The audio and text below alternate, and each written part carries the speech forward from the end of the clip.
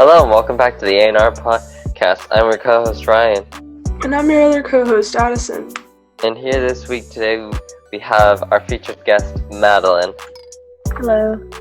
So today we are going to be reviewing Pose Season 2.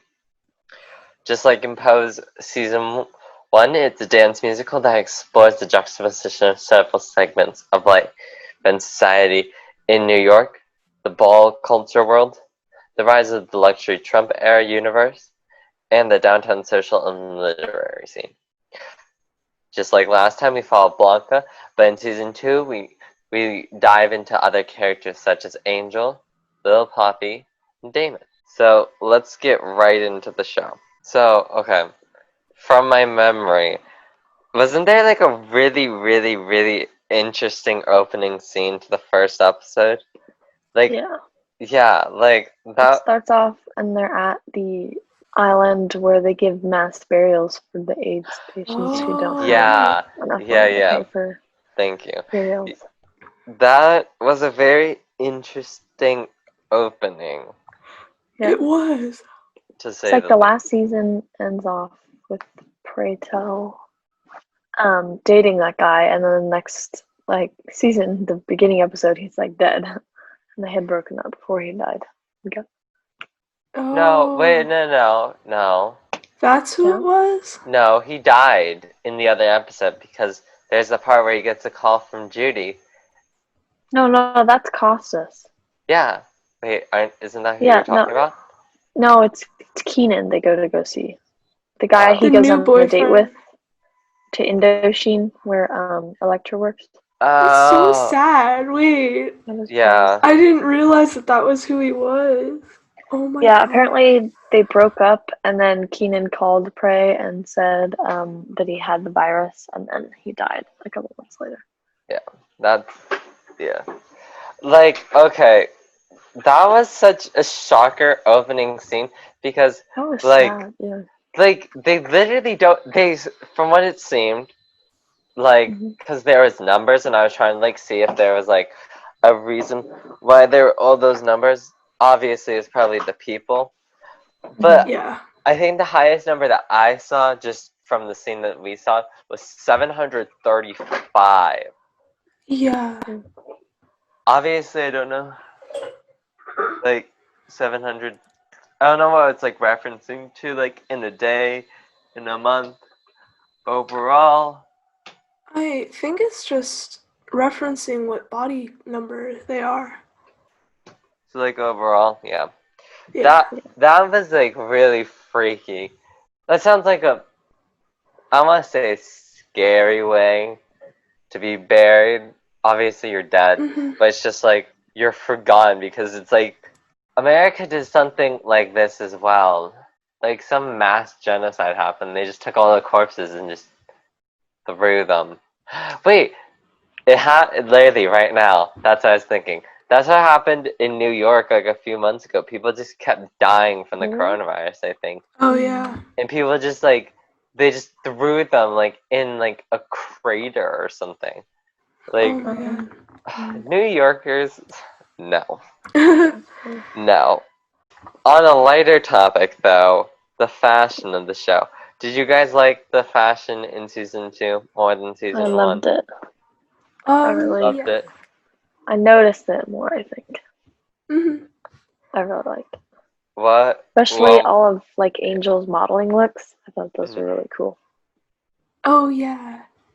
Personally, for me, honestly, I don't know why, but one of my favorite ones was, I guess you would say it's Candy's dead jacket. I don't know. The red jacket that she wears when she's like visiting people. Yeah. After she died. I really like that one. That was one of my favorite. I think I liked the outfits that Damon wore to like dancing. Especially like a big edition. I don't remember which one that was, but the one where he had like that mesh crop top, that was pretty cool. From what it seemed though, okay, like the fashion got better, but I don't really want to ding the show because I love it.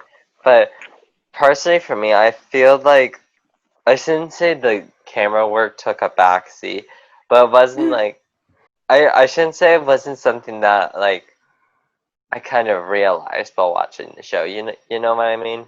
Like Yeah. like it was just kind of there. Yeah. Which They personally, definitely changed up well. They took a lot of the focus off the balls and then more focus on like fighting AIDS, and like Angel's modeling career. So it kind of moved away from like the balls where like you said the camera work was really good last time. yeah. Mhm. Which yeah, I think is okay because yeah, I shouldn't say in every single episode, but in more or less every single episode they kind of introduce something new. Yeah. Which I think we are gonna probably be talking about later in the episode. Even though the camera work wasn't like all as fancy, like for some of the issues that they are not the issues, just themes that I'm not even sure if they call themes because like just everything they bring it up. Some of them is like more serious, so you can tell, but some of them is kind of like funnier. I don't know, not really funnier, but in a sense kind of more palatable, so you can understand more. Because like after watching the show, like in the first episode, acting up, when Parital goes to the act up meeting, like it's a very serious meeting. But since you've been watching the show for so long, it's like to take it at a very serious level. But then episode 2, when everyone's trying to figure out how Elektra is so rich, and you learn that she's a dominatrix.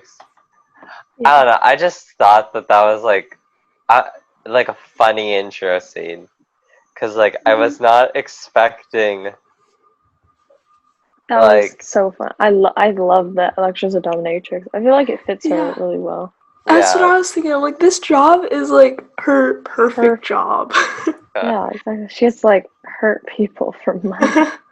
Be mean as she wants, and she gets paid for doing it. Like, literally her perfect.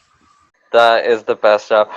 Actually, though, I do have to say though, the lighting for every time that we're in the dungeon. I like that. Like, I like the red lighting. Oh yeah. It's probably supposed to be something like make you think of a red room, which is interesting and smart to do. I kind of like that they were trying to give you that vibe. They obviously focus on more characters this season, right?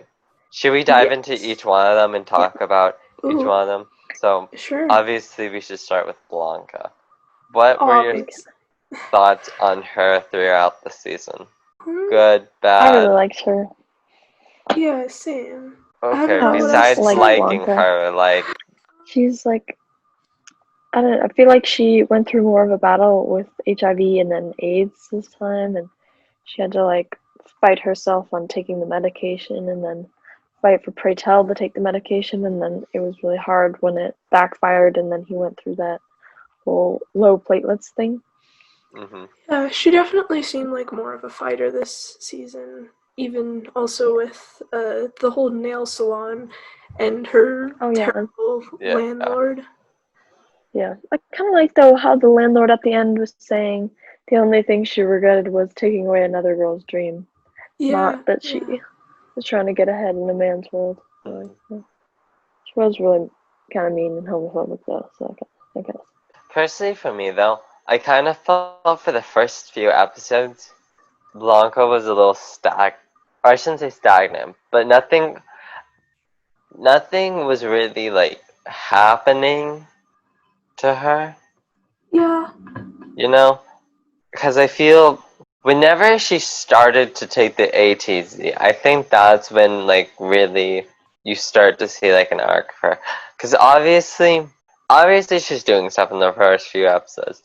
It's just like, because her whole arc of the season is obviously battling AIDS, because at the end she's like in some ER like 8 months after the 9th episode, because like she's got it bad. But obviously that's her thing. Like I kind of get it because they need to introduce everyone else's arc. Yeah. I don't know. I would just personally for me, I felt she was a little stagnant in the first few episodes. Who should we move on to next? Should we move on to Angel and her modeling career? Angel. Yeah. I'll start. Gosh. I liked that she was being a model. And then because obviously she had to fight a lot of people, if not physically, then verbally. She had to like fight that photographer almost. Well, Lil Papi fought him physically, but yeah. Which all of that actually happened in the first episode, which was it was a lot, and I really liked that little small arc because because I think we should talk about Lil Papi after that. I definitely think so. I love Lil Papi.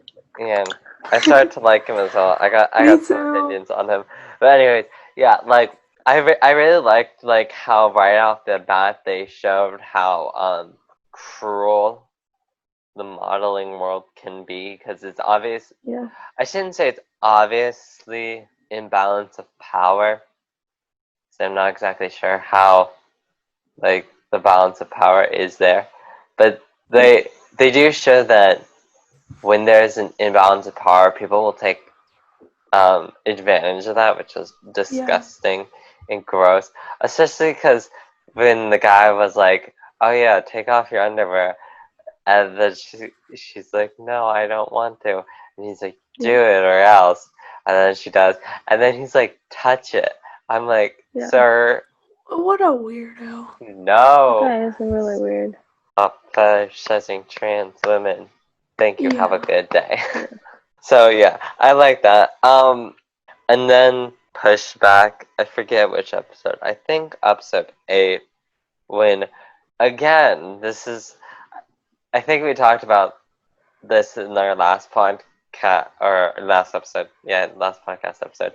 How there's infighting in the gay community. Like, I don't know why that guy was like that. Like, there was no reason.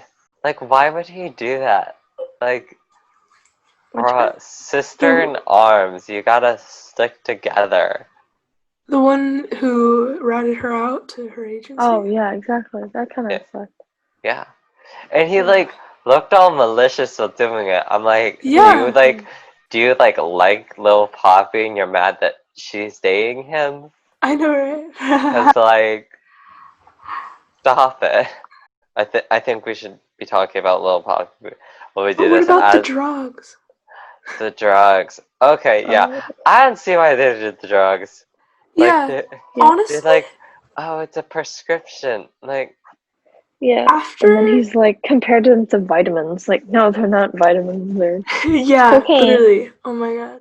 I feel like after Angel took the drugs, I don't know if it was like the actress forgot how to play her character not on drugs, or if like the drugs just forever changed her and that was intentional, but I feel like she acted so different after that. Like she did. Like she wasn't okay. Like oh yeah, wait. She just kept being so off. Yeah. Even when she was sober.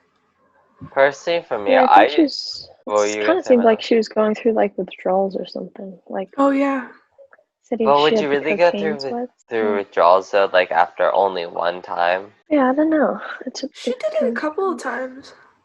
I thought she only did. Oh yeah, I got the impression they did it more than once. Yeah. I think the only noticeable thing was when you see the photographer do it again when she's like late to that 7:30 shoot or something like that. That was the only time I really noticed change about her. I didn't actually notice any change, so I guess you guys are better at watching the show than I was. Oh, yeah, like she started being all rude to Damon, like on the day of his graduation. That was kind of weird because like he had dirt on her, so like you don't want to be mean to someone who's got dirt on you. they're gonna spill. Like, you think that possibly came from withdrawals or something like that? no, she was just like not acting like she usually does. Like, yeah, she was definitely very drunk. yeah, she was more like angry So maybe than she usually is. Like after a simple insult or something. Speaking though of Angel, as we were gonna say, Lil Papi. I'll let Madeline take the lead for this because I she love Lil loves Papi. Lil Papi. Yep, Madeline. He's honestly my favorite character. I feel like he had like a lot of growth this season. Because we started like last season, he was just like dealing drugs, and then he like stopped doing drugs, and that was kind of his whole character arc. And then in this season, he apparently got his GED over like the break that the season kind of takes, and then I think the break between seasons, he got his GED, and then he started like encouraging Angel to become a model, and he really helped her. He started taking pictures of her, and then encouraged her to like go to the interview and like along with Blanca. And then she didn't get it, but he encouraged her like when she got the second one, and then they like told each other that they liked each other, right? And I really like them together. I think they're a really cute couple. They are. Yeah, and then even when they like the modeling industry found out that she was transgender, he still encourages her to keep modeling and says it's not over for her, it's not over for her. And then he becomes like an agent himself and like goes to Mrs. Ford and asks if she can help him. And like I just felt like that was a really like mature thing to do, and he seemed very like he knew what he wanted to do and he just went for it. And I really liked that. Like even with his wardrobe, like he got so much more mature. Yeah. And polished. Because I think from his wardrobe in season 1, it was. Let me look here. Just from like some of the pictures, I want to say it was basic, but it was, you know, literally childish. And then season 2, like he's wearing like adult clothing. Also, we learned his real name is Esteban Martinez. Oh yeah, Esteban Martinez. I'm actually surprised that we were gonna learn. I'm surprised that Angel even knew his real name because he always goes by Lil Papi, which is, you know. I mean, you know, it's probably like on his ID, and I guess he doesn't seem ashamed of it. So. Personally, for me, I also agree with Madeline. I really like Lil Papi. I really liked him in season 2, way better than season 1. I don't know why. Like I also really liked him and Angel together. I thought they were such like a cute couple. Like, much better for her than Stan. Stanley. Yeah, but I was actually kind of surprised that we didn't see him in season 2. 0. Yeah, I was really we thought that was a given. Yeah. Apparently not. But honestly, that's fine. Well, I don't want to diss Evan Peter, but like having the main cast be them, I think better because like what is the best way? Well, no, I don't know. I just like that Stan wasn't there. But back to Lil Papi though, I guess the best way to say my feelings about him was his maturity was hot, and I thought he was hot. There we go. Pretty good.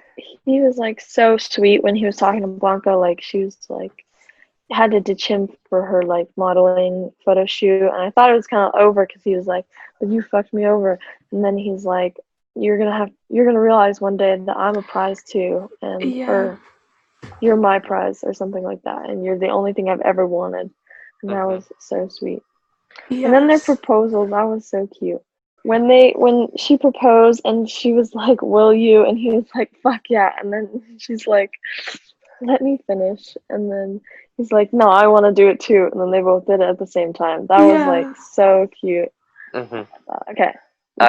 May I just bring attention to the fact that Madeline has no problem with saying the F word twice on this podcast, but last week could not say the word penis or vagina. I'd just like to point that out, everyone who's listening. Oh my god. Yeah. It's a different category of words.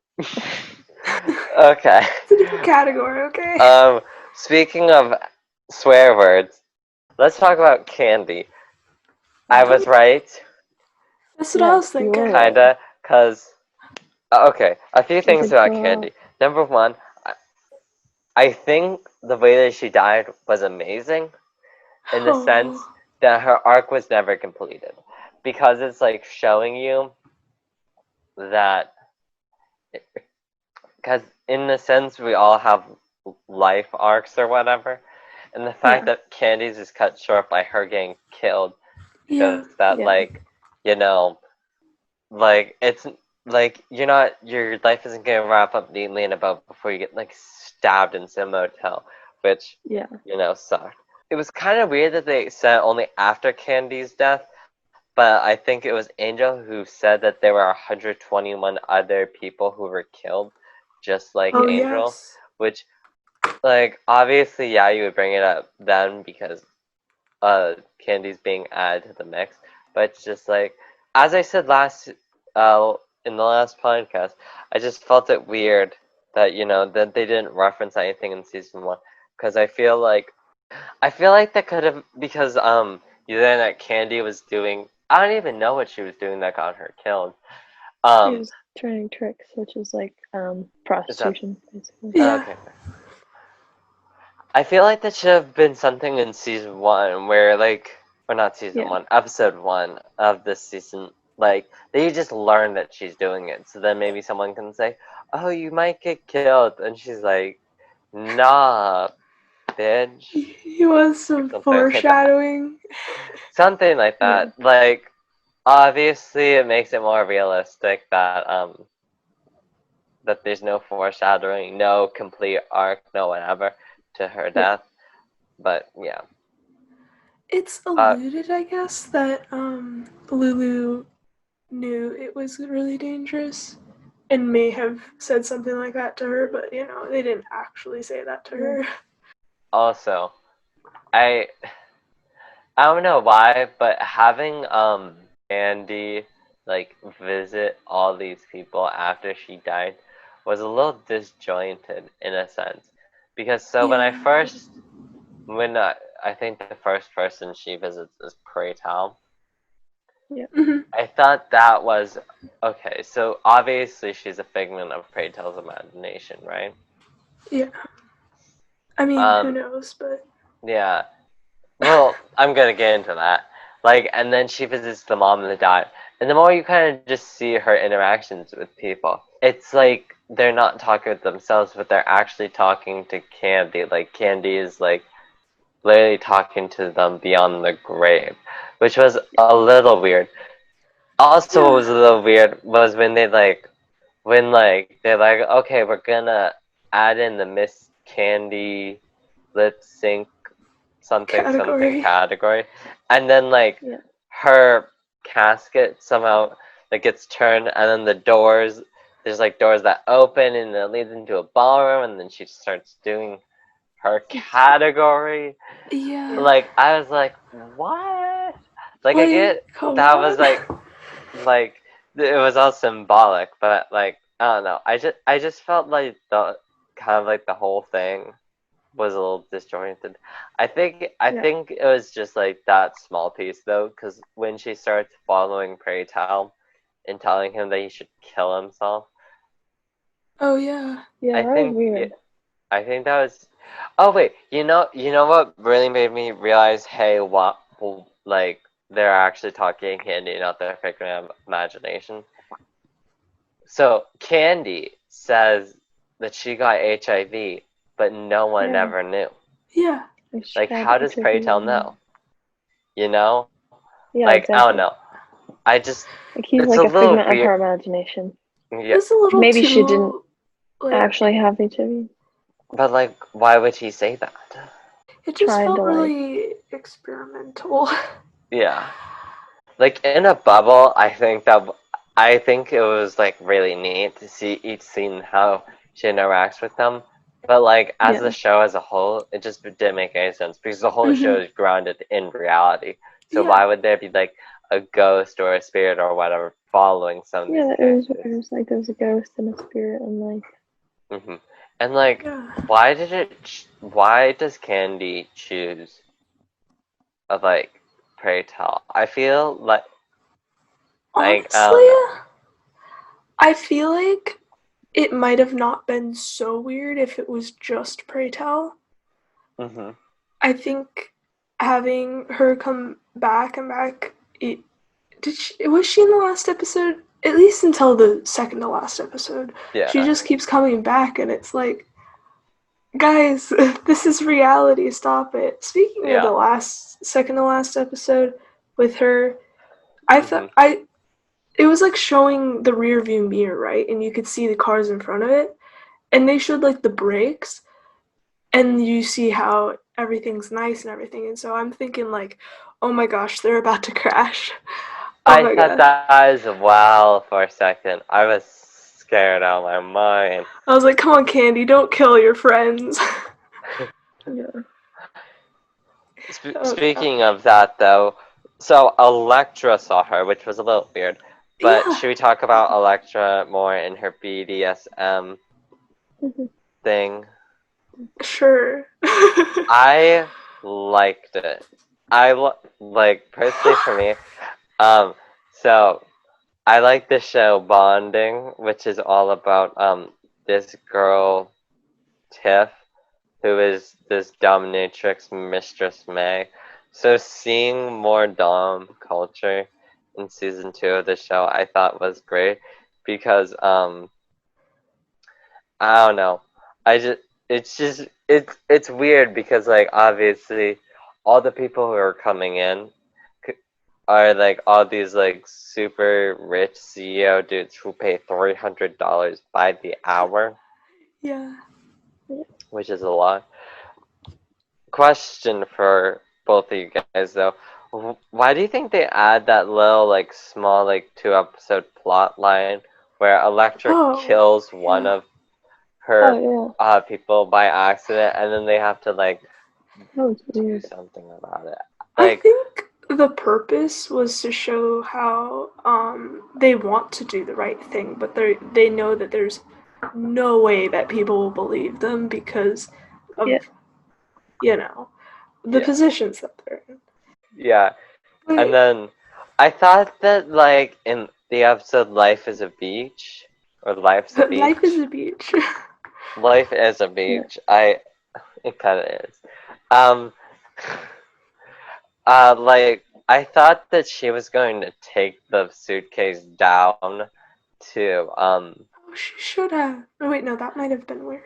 And then place blame on her other dude or something like that, or like obviously this is gross to say, but like chop that person up and then just threw I them thought they just should have like thrown him in the river. Like there's so many. Yeah, really. What everybody else does. Yeah, they could also just bury him. She doesn't need to have him decomposing in her closet. Yeah, that was kind of weird. She could have just left the trunk like out on the street and like cleansed the fingerprints. Like honestly. Yeah. Yeah. Like, I mean, thrown it in the river or like buried it. Like she did not need to keep it in her closet. Like. And like the whole thing about how the news cycle only covered it for 2 weeks, but like I don't know. Personally, for me, I felt like that was probably unrealistic.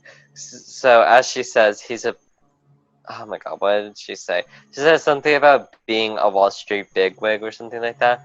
So he obviously had money. And so I was surprised that there wasn't more with it, like maybe like a police investigation or something like that, like possibly tailing Electra. Here's the thing, nobody knows that he went there. Yeah. And not only that, but nobody knows that he's dead. He could have just run away. Or just left and left his job. I guess so. Okay. I have to say something. I know you guys might not like it, but I didn't like Electra this season, though. Yeah, no, she lost her redemption. I wasn't going to say that. I was going to say she felt a little weird. So, like, in some episodes, she would be as cold as ice.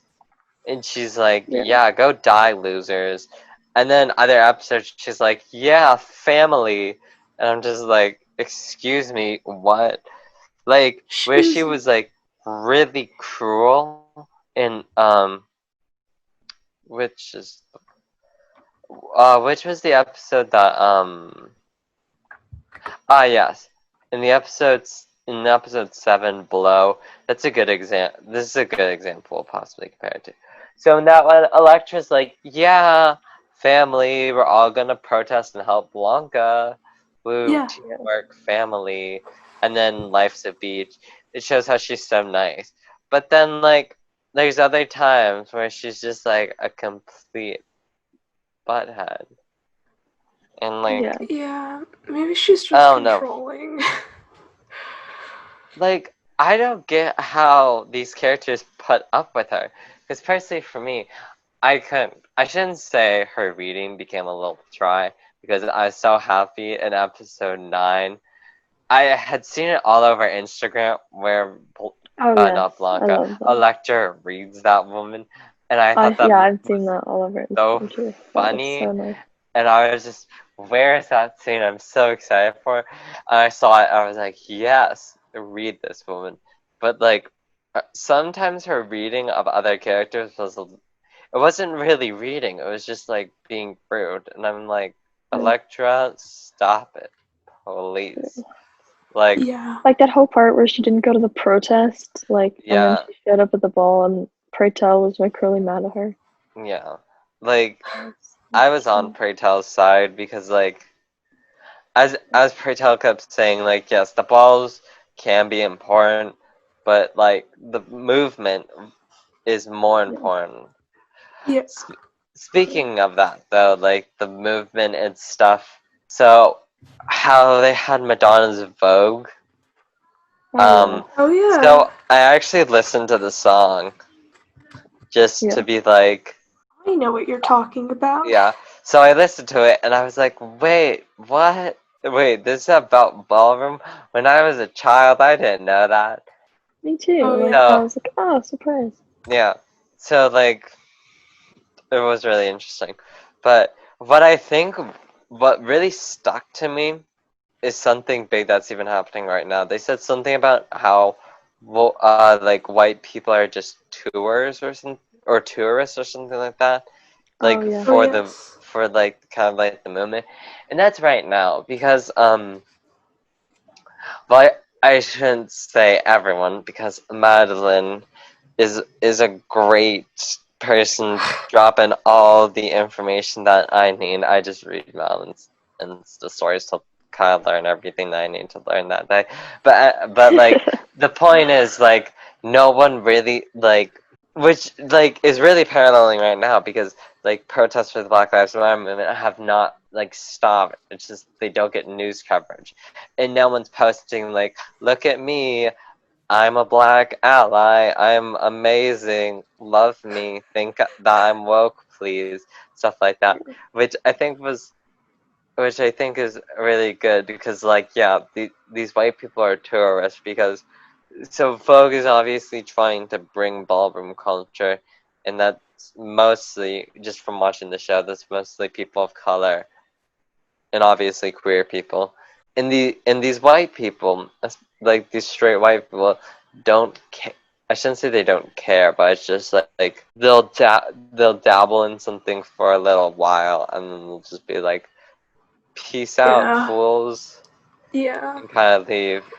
That stuck with me, because I was like, yeah, that is kind of true. Like, they're just here for like more of like the glory instead of like the fight.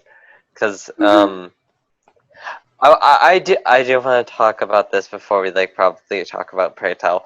The die-ins, or just the singular die-in. Yeah, because that's what Electra missed to do her Marie Antoinette little cosplay and scenery thing. I thought that was very, very good to show. Like, obviously there's no well, I'm not sure if there are still die-ins that are happening right now. Mostly are just marches. But I thought that seeing a die-in even if it was just through a TV show, was very good because, I don't know, it's just, Very powerful. yeah. It is. Oh my gosh. And it was kind of, it was also scary to watch that when, like, the police start, Oh yeah. like, raiding, I guess, the church to get everyone out, and then you learn that Pray Tell got arrested. They all got arrested. Yeah. So, I thought that was very good, because I think it was Madeline who mentioned it, how they are focusing, like, more on, like, AIDS and stuff like that, instead of ballroom. Yeah, so, yeah, that was something that I really liked. Let's talk about Pray Tell now. Yeah. I'm just gonna jump right into it. Do you think the relationship with Ricky is good? Yes or no? Ooh, that's interesting. Wait, Pray Tell and Ricky? Yeah. Yeah. Do you want me it's to? bad. You think it's bad? No, I don't think it's bad. Personally, for me, I kind of thought it was weird. Like, obviously, you can love who you love, and in the gay community, that like it's not that weird to see age differences between a couple. Like I've seen like on TikTok, there's some kid who's dating this other guy who's like 10 years older than him, but he looks way older. But anyways, yeah. So Pray Tell, I think, is 45. Yeah. And Ricky is 23. So I was thinking, I'm like, that's a 22-year difference. I don't know. Like, I kind of agree with you. Well, yeah. Like, how you said it wasn't bad, Adi. In my opinion, kind of when I first saw it, like when they first started making out, and then like the next scene where Pray Tell's at the diner, I kind of felt that was a little weird. Because obviously, as Pray Tell keeps saying, they're both grown men, so they can make their own decisions. And it wasn't like Pray Tell was like coming on to Ricky. It was Ricky obviously coming on to him. I just felt like I just feel that Ricky kind of needs Pray Tell more as a father figure than a boyfriend. But I think like I don't know. Like obviously they're happy together and they're probably one of the more stable relationships. I don't know. I think the way that they started was weird because like Ricky just kept hitting on Pray Tell, and you could obviously tell how uncomfortable Pray Tell was. He was just like, why is this child saying stuff? Yeah. Like, oh my god. And then, like, do you think Blanca was in her right to get mad at Pray Tell? Kind of. Because, like, Ricky used to be a part of her house, and, like, Pray Tell was definitely, like, he was definitely, like, at least an honorary member of the house. And then you're not supposed to, like, date, even though Damon and Ricky were in the same house and they date. Yeah, exactly. He was the literal gay uncle. Yeah. He, like, described himself as Blanca's uncle, so I feel like it made sense. Or as Blanca's brother. So. Yeah. Personally, for me, I feel like Blanca, like, I get why she did it. I just feel like it shouldn't have been all of that, where she literally severs her friendship with Pray Tell. Yeah, like 8 months. That was crazy. Yeah, I was like, girl, for why? For what? Yeah. Like, because obviously Ricky wasn't in her house anymore, because I think Ricky was in the house of Wintour, which I would like to say one thing about that. I really liked how when Electra first introduced the House of Wintour, she's like, Wintour is coming. I was like, oh my god. Wintour is coming. I thought that was hilarious. But yeah, like, if anything, I think it should have been Electra's job to kind of deal with Pray Tell, because she was there when everyone's exposing each other for doing drugs and hooking up. Because, like, yeah, as it was said, Blanca is the house mother of, or was the house mother of Ricky, but now Electra is, or I guess was. So, like, it should have been more on her to deal with Pray Tell because that was her child at the moment. So Yeah, but like that Pray Tell wasn't in their house though. It was. yeah, but still, like, if Ricky was in Electra's house, shouldn't Electra be also really confronting? Because she kind of was just there, just like, thesis. Yeah, Well, she's like, Blanca, wow, like, this house is pretty choose, dramatic. like, yeah, well, Blanca choose Pray Tell out, which I was like, Yeah. She kind of helps a little bit. She's like, that's the one rule you don't break. Oh yeah, she does say a bit. Yeah. like, I don't know. Not as much as Blanca though, so I get where you're Yeah. coming from. I just, yeah, it kind of felt, I don't know, it just felt weird that that happened like that. And then, yeah. Should we talk okay, personally for me, it didn't seem like Ricky did that much this season. Except, I think, in the last episode, In My Heels, which I did like, and we did talk about last week, how Ricky taps more into his femininity, which I really liked. I really liked the whole, I forget what the category is called. I think it was like first time in drag. Butches up in drags. Butches up in drag first time. That's what it was. Yeah, First time I really like that because,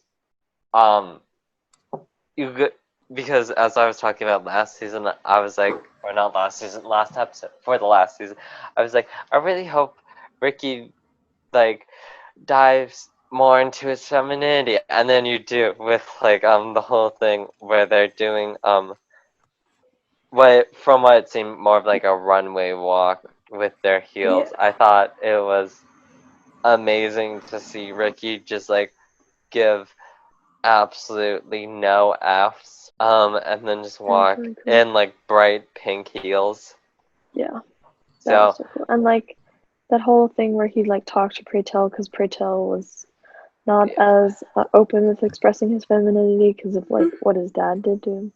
It kind of really didn't feel like neither Ricky nor Damon really did that much this season. Which is like, the biggest thing that happens with them is they both try to go for Madonna's blonde ambition tour, and neither of them get in. Like, and then Ricky did like the voguing class, which makes me think, is that what's done right now? Like in ballrooms now, do people still vogue?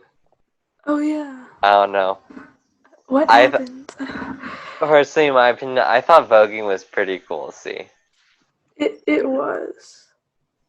It is. Yeah. And I guess voguing is now one of those words that's a noun, verb, and adjective. Yeah. So, really like that.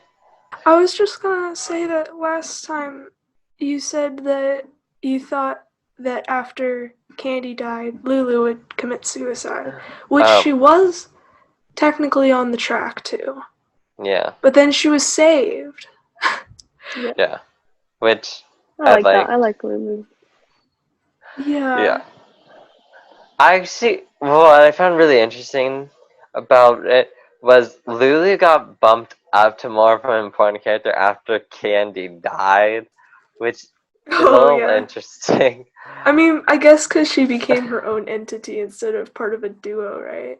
Yeah, which I did like because I think the character Lulu is really good because she does have like the fierceness of Candy, but she's not like, she's one of the more kinder characters because obviously there are some characters who are just will like rip through each other and like not care at all. But yeah, I also like that they had Lulu go back to school. Cool. Oh yes. Sorry, say that again. As well. I like that they had Lulu go back to school. Degree. That was cool. Should we possibly talk about any season 3 theories? Because obviously there probably are some. So they meet the two kids at the end where Blanca's like, "Hi there, children," and then like, "Hi there," and then, oh my god, I already forget their names. I know one of them was Chili. Quincy and Chili. Quincy. Okay, so when Quincy was introducing Chili, he said, "This is Chris," but she goes by Chili. Like, so personally for me, when he said Chris, I just, for some reason, I thought that was short for Christina. But I guess it must have been short for Christopher. Yeah. Maybe. Like, we'll have to find out, right? Yeah. Yeah. So I think it's gonna be very interesting to see Blanca actually mother real children. Yeah, Because they are not. especially when she's sick. Yeah, like they're not like 18-year-olds and 20-year-olds who are just whiny and complaining. No, they're actual 14-year-olds who can't even, in a sense, help the house because, like, can't really get jobs. So, do you have any other possible theories? Like, where do you think the relationship between Ricky and Pray Tell might go in season 3? I think they'll stay together. Like, I think Prey is honestly really good for Ricky, and he's teaching him to be more, like, mature and everything, and I kind of like them together. Yeah, and then I guess Ricky's kind of helping Pray Tell, in a sense, kind of relax more, because it's like he's, in a sense, all wound up with, like, everything, because he's talking about how he has to run the balls and everything else, so, yeah. Yeah, there's feelings. I hope that with Blanca's new kids, she's gonna make them still go to school. I hope. Because, I mean, most of the characters didn't finish high school, I believe. Yeah. And so that would be really nice if she has them go through with that. What I did just kind of realize now. So, okay. So 2 14-year-olds go into the ballroom. So obviously there's no age restriction to go in there. Yeah. Which I think is kind of cool. But also, like, a little unsafe. Because they were serving alcohol at a bar. Obviously, you can go to places, be under 21, where they serve alcohol at a bar. I just feel like a place like that with all the chaos. Yeah, it's kind of like almost a club type of situation. Yeah. I don't know. I think a possible theory is that, okay, so, Angel and Lil Papi are going somewhere. I forget where they said. Berlin? Yeah, something like that. Okay, so there was obviously a time jump in season 1. Or not a time jump. Well, obviously, yeah, there was a time jump. But, like, obviously things happen. So do you think they'll be back by the beginning of season 3? Yeah, I think, you think so. Yeah. Like, and, like, where, like, I'm thinking now, like, what do you think would be, like, Angel's, like, arc of season 3? Because, like, it's like, okay, she's a model now. Like, is she just gonna become a more famous model? Or is it possibly gonna talk about, like, body image issues? Maybe, like, I'm maybe thinking they're gonna focus on, like, the wedding a lot, which I like. Oh yes, the wedding. Do you think that's going to be hard for them? And it's gonna possibly put their relationship to the test? No. I think they'll probably, like, keep it more simple, like, do it, like, at the ball or something. Yeah. Or maybe the piers where they met. Like, they talk about that a little bit when they get their apartment. It's like, oh yeah, those are the piers where I used to turn tricks. Oh, that's the same piers where I used to deal. Like, oh yeah. Speaking of the apartment, I wanted to say one thing, which it was just like, so when Angel gets kicked out for doing drugs, and Blanca's like, no, where will you go? And she's like, I have no idea. I guess I'll just go to my fancy schmancy apartment that I own. That's better than your house, mother. Lol. Get wrecked, son. Die. I don't know. It's just like. Oh my gosh! Wait. She was like. Okay. Say your thing. You seem very excited. I'll finish my piece. I'm excited because, you know, Angel was like, yes, I want to be a mother.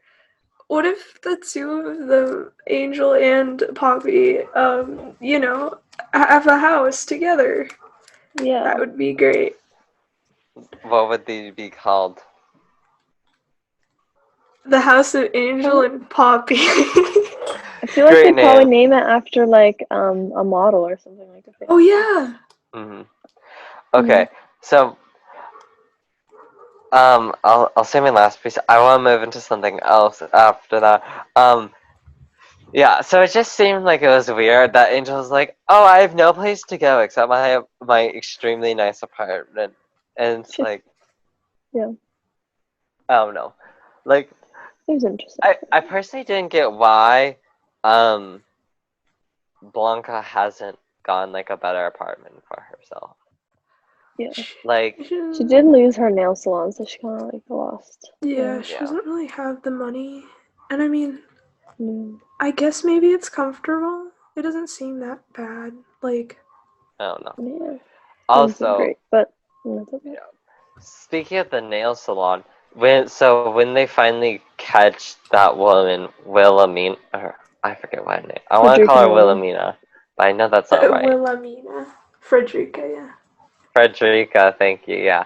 So when they catch Frederica, wouldn't Blanca have gotten compensation because, like, she could have sued Frederica for arson?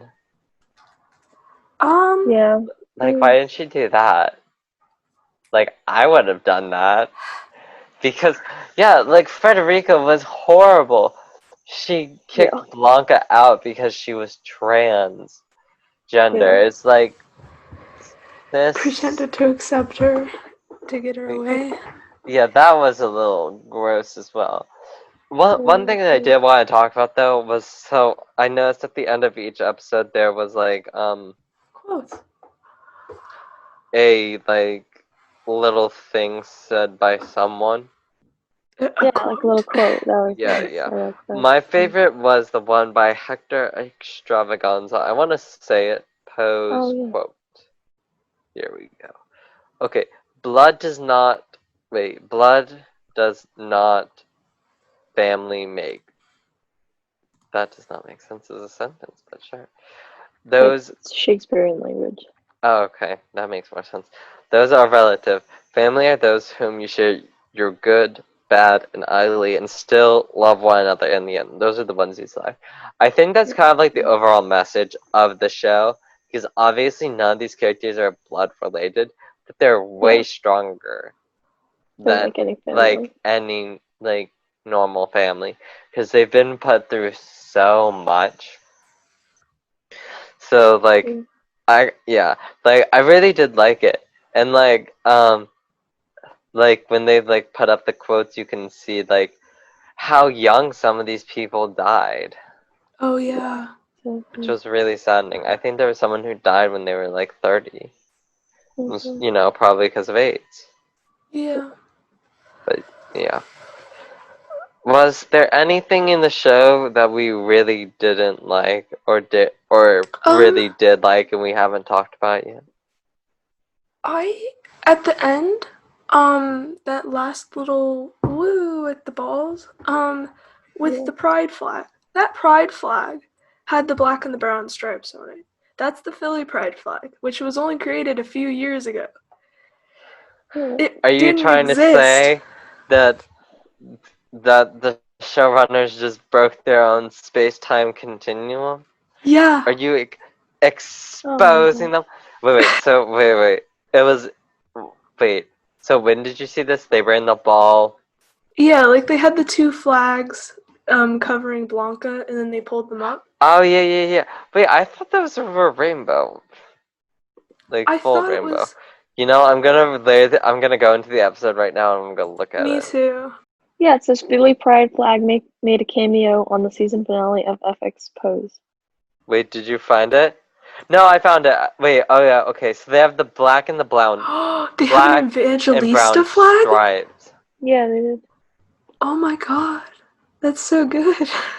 Okay, so they have the black and the brown stripes. Yeah. So I'm not sure if you just heard some of the audio. I'm sorry if you didn't. No. Wait, so the black and the brown stripes were only created recently? I thought the ones that was created recently was the one where it was black and brown, but it was more of like a triangle. Well, that one was created in 2018? I think the Philly Pride flag, this one was created in 2017 or 2016. Well, get exposed, show. Get exposed. Boom, roasted. Personally, I didn't notice it, so it didn't take me out of it. So yeah, I guess you gotta I was just say. what did you do? I mean, yes, the flag doesn't. Just pulls you out of the whole world. Just like, wait, what?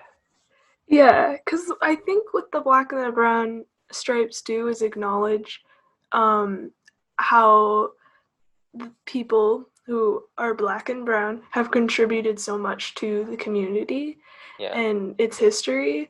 So I guess that makes sense that it would be here, but also it doesn't make sense because it's not from that time. Unless, somehow it was, and, people just maybe buried it or something.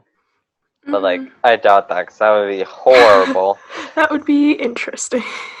Madeline, do you have any things that you really did or didn't like about the show? Not that I haven't already mentioned. I really like Lil Papi and Angel's engagement a lot. That was a good moment. I thought Candy's funeral was really sad. The way they did it was really good, I think. Mm-hmm. I liked that her parents showed up even though they were kind of kept referring to Candy as he, the mom at least. Yeah. It was nice when the dad referred to her as she, her pronouns. Yeah. Which you have actually reminded me of something, Madeline, so thank you for that. Because we forgot to talk about this last season. There's so many cry-worthy moments of the show. With all the hype around the other show, I shouldn't say the other show, but another show with, it's not, the actor isn't gay, but his character is. The show Love Victor. Mm-hmm. Everyone's like, oh, that show, oh my god, the feels of the show. That did not make me sad in the slightest. And I was loopy from not sleeping. Because, just so everyone who's listening, I stayed up till 12, watched the whole show, and I didn't go to bed until 10 in the morning. So I literally had, oh my gosh. I literally hadn't slept for about 26 hours? Did not cry at all. This, though, fully awake, fully everything, oh my god, there are so many sad scenes. I was tearing up. I just... Yeah. I think one of the biggest ones was Candy's funeral, for sure. When Candy visits Pray Tell for the first time, and she's like, why were you so hard on me? And then Pray Tell was like, because I wish I was like you. And I firstly for me, I got that because, yeah, Candy's in the sense, she's a bad bitch and she knows it. And it's just these are the characters that you kind of see, all these gay guys who are where does my personality come from? And then it's all these mean girls or something like that. It's that's who made me. And I'm I'm sorry. But I should say I'm sorry. But I'm yeah, Candy would be on there, my fellow gays. Yes. Because she's got so much confidence. Obviously, maybe her confidence is a little overextended with her trying to do the hammer thing. Trying to beat everyone with the hammer. Speaking of the hammer, though, why did Elektra try to get people to smash Damon's foot? That's horrible. That's one of the things. It's Blanca confronted Elektra about trying to smash Damon's foot, and she's like, oh, whatever, child. And then she just leaves, and then Blanca's just well then, I guess she left. She was literally planning to assault Damon. Yeah. No. But yeah, I think yeah, when Candy visited Praytell, I think that was one of the cry-worthy moments. I think surprisingly nothing in episode 10 was actually really sad in my opinion.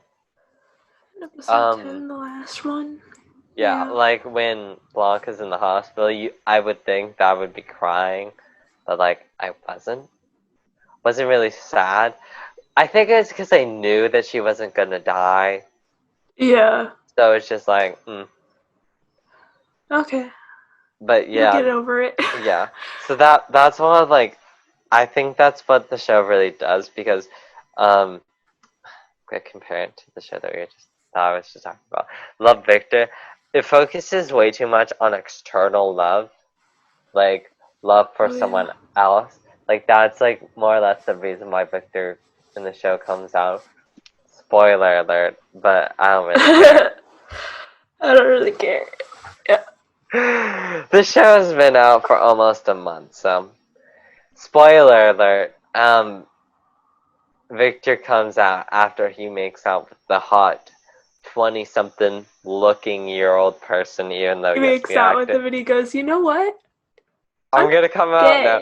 Like literally, that's how it works. But yeah, it like focuses way too much on like love for someone else instead of love for himself, which I would review as a show, but like we ain't touching Hulu. But that's what I really like about this show. Like I really like with this show because they focus more on internal love and loving yourself before you can love someone else. And they weave that very well together, where like these characters are focusing on themselves first, even if they are in a relationship, which I really like.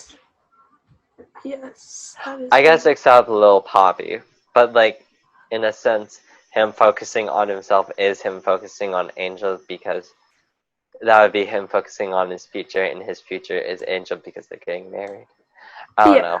Yeah, I don't know if I said this, but I also like their relationship because like we love a good trans/bi relationship. Actually, question though. Wait, is Lil Papi bisexual? I'm not sure. He was straight. I thought he was bisexual because in season 1 he went to go get tested for AIDS. That obviously means that he must have had sex with a man or something he like that. He said that it was like he's a multiple opportunity lover. Yeah. That's what he said. He's a multiple, sounds like that. Yeah, maybe he's like, yeah, so I do like that. We need, I shouldn't say we need to see more people, but like, how do I want to say this? I don't know, where's the trans men? I was gonna say, that is a good question. Where are the trans men in the show? I was gonna say we need more couples that are like opposite sex but not straight, because what I really like about that is that them being in an opposite sex couple doesn't take away from the fact of their sexuality, and that is like a big thing in the gay community. If like a bisexual person is dating someone of the opposite sex, they're like, "Oh, you're just straight." Like, no, they're bisexual. They're just in an opposite sex relationship at the moment. Yes. So, like, that's something that I kind of want, because then while watching the show, I could be like, at least it's not two straight people. They're annoying. Because, like, I'm about to end all the straight person shows right now. All the characters are undeserving of their love interests, and I don't know why they get them all. I don't know. Yeah, I said it.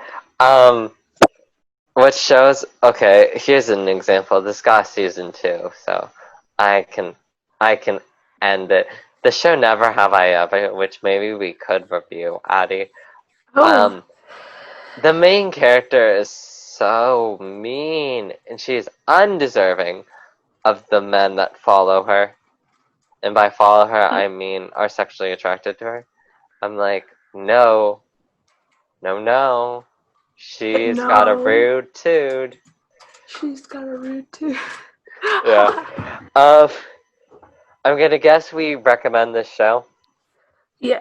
Yes. I Personally, have multiple times. yes. Alright. Personally, I recommend this show to straight people. Because, Yes. okay, here's why. This is a good show that will teach you a lot about gay culture. Because, like, as we're talking, like, with the rise of the Black Lives Matter movement, like, you're supposed to, like, not be asking your black friend, like, oh, why is this racist? Oh, why is this? Why is that? Blah, blah, blah, blah, blah. It's like, it's the same thing with gay people. It's like, shush, go learn it yourself. I know it's going to be hard for you to learn it yourself because people like you have scrubbed away the history, but trust me, it's still there. So yeah, I would recommend it to this person because this person, I don't know why I said this person, just straight people in general. Like Madeline, as our token straight person. Yes. Would you recommend it to your other straight friends? Yeah, I would recommend it to anyone, honestly. My sister actually really likes this show. She watches it. That's good. Oh, nice. She really likes it. Yeah. Like, I'd recommend it to everyone. I would also say, so I'd recommend it to two groups. 20-year-old straight people, and then, like, children gays. So they can learn about their history. I mean, like children gays, as in like children. To know about it too, though. I guess, but they're like, it's not as important. Like I shouldn't say it's not. Well, obviously it's not as important because they don't care. But it's just like all the young straight people would be like, no, I want to watch. I don't know. South Park. Ew, I can't with that show. I could bash the show for eternity. I'm gonna say one thing about that show, which again I love about Pose. None of the three main gay characters are played by gay people. The three actors, Michael, don't know how to say his last name. I think it's Cimino, something like that. George Sear and Lucas Gage, who plays Tyler on Euphoria, so I was very happy to see him. None of them are gay. I'm pretty sure. Because Michael, I think, has a girlfriend, and the other two are just like, they haven't said anything, but it's just like, that would be something you would promote. It's just like, oh, we have a gay actor playing a gay character, because it's like they personally connect to the material, which is obviously why I like this show, because MJ Rodriguez and what is her name? It's Adina. I know that. I forget what her last. Yeah, Adina Moore. I was, and then Dominique Jackson, Haley, Shahar. They're all trans women. Billy Porter, gay. I'm not sure about the other actors if they are also gay, or bi or whatever. But yeah, that's what I like about the show. You get actual people to play actual characters, which did you guys see in the news where Halle Berry got backlash from the trans community because she was going to play a trans man? I did not, but that makes sense. Yeah, which disgusting. It's like if you're going to be rude, I would cast a man to play a trans man. Like, obviously, I'd cast a trans man to play a trans man before I'd cast a man to play a trans man. But it's just like, if you're casting a woman to play a trans man, that's just saying that trans men are just women. Yeah. I mean, no. Madeline, did you hear about this? No, I did not, actually. Oh, okay. There's... yeah, continue, this TikToker named, I think, Mars, who...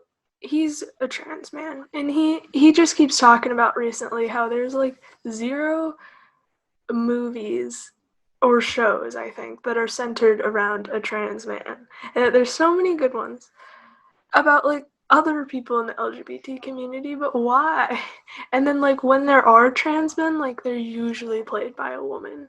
Which is gross. It's so bad. Yeah, like, there's so many trans Like, male actors and non-binary actors that could take those roles. yeah, it's just like, come on. And, like, if you really want to do it, why would you cast Halle Berry? Like, Halle Berry, she's famous, so she costs more. So if you just cast, like, Oh my God. like a trans man, like, who Yeah. isn't, like, really that famous, but is really good at acting, you could pay him a lot less. Obviously, I'm not saying you should, but people would obviously do that. Yeah. Speaking, though, of like, I kind of agree with, this person, Mars. That's his name? Yeah. Yeah. There aren't that many shows with, just in general, there aren't that many shows with queer people in America. Let's see. So there's Love, Victor, even though we don't like that show. And then there's Pose, Euphoria, I guess. I guess. There is the representation because they have Hunter Schafer play an actual trans woman. They don't, just mess that up. But they also, like, I know this is controversial, and I know people are going to possibly hate me for this, but I don't like the fact that they cast Zendaya as Rue. If hear me out, because I think she's a great actor. I loved her watching it. If the character is actually bisexual, I would have rather seen like an actual bisexual person play the main character. Same with Nate in the show, played by Jacob Elordi, and his dad, played by Eric Dane. If Jacob Elordi's character is gay, should have cast a gay person. I don't know why they didn't do that. Same with Eric Dane. Don't know why they didn't do that. Yeah. But yeah, so yeah. Pose, Euphoria, Love, Victor. Those are the 3 shows I can really name with gay main leads. Is there any more that anyone can think of? I'm trying to cycle through all these shows that I've watched. Not ones with him as the main character. Yeah. I mean, there's One Day at a Time. Yeah. That doesn't. Yeah, like main character though. But, I'm gonna search. Okay, I'm gonna search up books about trans men, because obviously we're in a renaissance of kind of doing a book adaptations. Yeah. I'm seeing if there's any like book that isn't like, what is the word? You know what would be real life, I guess. Is to have the book Symptoms of Being Human as a movie. That would be pretty cool. It follows a non-binary person. My God. Lately I put symptoms in. The first few things are symptoms of chlamydia in men, symptoms of gonorrhea in men, symptoms of HIV in men, symptoms of depression in men, symptoms of diabetes in men, symptoms of syphilis in men, symptoms of AIDS, symptoms of coronavirus, symptoms of a UTI in men, symptoms of a heart attack in men. Who's searching this? No, I'm taking a picture, because no. Symptoms of being a human. Now I search in symptoms, and it's pregnant, anemic, lactose intolerant, too high, dehydrated, drunk, finally found human, bipolar, diabetic, and poisoned. Symptoms of being human. From debut author Jeff Garvin comes a powerful and uplifting portrait of a modern teen struggling in high school relationships, what it means to be a person. A sharply honest and moving debut, perfect for fans of Perks of Being a Wallflower and Asked for the Past. Is this writer Jeff Garvin, is he a trans man? I think, I'm not sure. I know that they're at least queer. This doesn't follow a trans man, but it follows a non-binary person. Oh. Who would you cast? I'm just saying it would be if you could cast anyone. Wait, you know who I would cast? Who? What is their name? The person who plays James on The Politician. Theo something. Oh, Good. Theo. Something like Jermaine, Jermaine. I think. Yeah. Oh, that Well, would be yeah. so good. Yeah. I think that's good. I Yeah. think, yeah, The only thing about that is that it would low key be like Love, Simon, except a little more violent. Honestly, I think that would be great. Yeah, it really would. Because, like, if we're gonna bash other shows while reviewing Pose, I guess we can bash. Personally, for me, I feel like Love, Simon, like, it's a good story, and it's like good. It's like, yeah, gay people, you could find your one in high school, even though it's very unrealistic of happening. Yeah, you know what? Actually, it wouldn't be. I don't know. I mean, they are two different stories, so no, they wouldn't be the same. And yeah, like, it's the story of coming out. Mm-hmm. And I think, like, similarly with Pose, the more violent it is, I think the better. Yeah. Well, Pose doesn't really, like, lean into violence, but they lean into the harsh reality.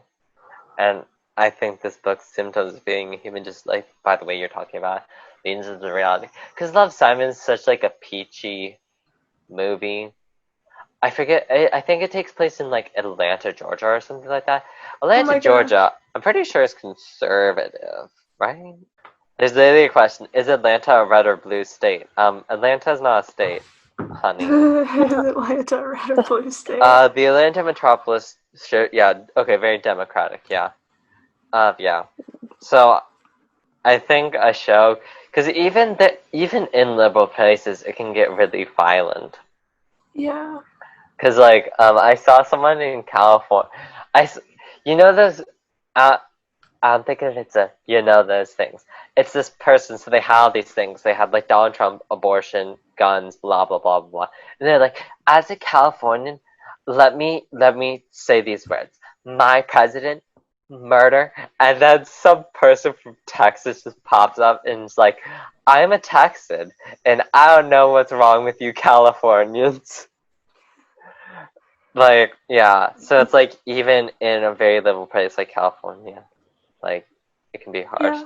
And, like, yeah, it's shown in Pose, like, because we gotta connect this to Pose, because if we just go off, of course, that's literally what we're reviewing. If we just start riffing, that would make no sense. Like, Pose is in obviously New York, and New York has always been liberal. Obviously, I think this season is 1991. So obviously mine have not been the most liberal because that was 30 years ago. But it was pretty liberal for its time. Especially because, like, you would think, I shouldn't say you would think, but I'm surprised that after Angel isn't outed for being trans, she isn't, like, worried for her life. Because something along the lines of, she's just a drag queen or whatever. It's just like, okay, when people, like, I don't know, want to come after her because, like, she was, quote, being fraudulent or whatever, even though obviously she wasn't. It's just like, yeah. Should we wrap this up? Probably. Okay. Anyone got any final words to say?